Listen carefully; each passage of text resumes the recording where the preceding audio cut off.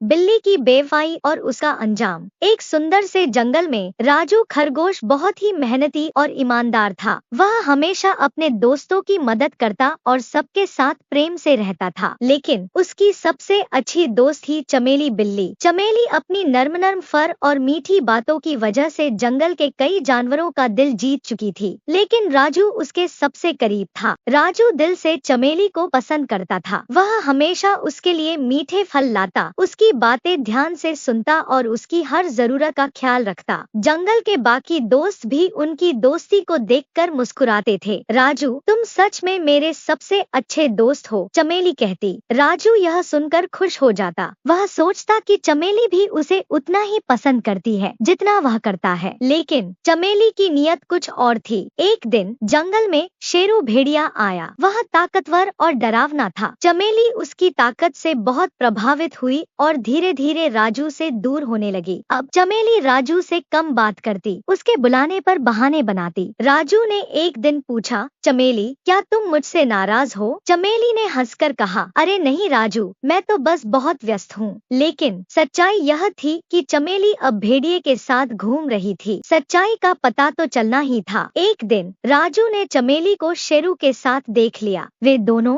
जंगल के किनारे एक गुफा में मस्ती कर रहे थे। राजू का दिल टूट गया। मैंने इसे अपना सबसे अच्छा दोस्त माना, लेकिन इसे मेरी परवाह ही नहीं, राजू ने दुखी होकर कहा। अब चमेली को राजू की जरूरत नहीं थी। उसने अपनी दोस्ती तोड़ दी और पूरी तरह से भेड़िए की संगत अपना ली। लेकिन कुछ ही महीनों बाद शेरू भेड़िए ने चमेली को जंगल से भगा दिया। जब तक वह उसके काम की थी, तब तक उसने चमेली को अपने पास रखा, लेकिन अब उसने उसे छोड़ दिया था। अब चमेली फिर से जंगल में अकेली थी। वह वापस राजू के पास आई और रोते हुए बोली, राजू, मैंने बहुत बड़ी गलती कर दी, क्या तुम मुझे माफ कर सकते हो? राजू ने गहरी सांस ली और कहा, माफ करना आसान है, लेकिन दोबारा भरोसा करना नहीं। बेवफाई करने वालों को दूसरा मौका देना हमेशा सही नहीं होता। सीख, चमेली की बेवफाई ने उसे उसके सबसे अच्छे दोस्त से दूर कर दिया। इस कहानी से जंगल के सभी जानवरों ने यह सीखा कि सच्चे दोस्त वही होते हैं जो हर हाल में आपके साथ खड़े रहते हैं, और जो सिर्फ अपने फायदे के लिए दोस्ती करे वह असली दोस्त नहीं होता।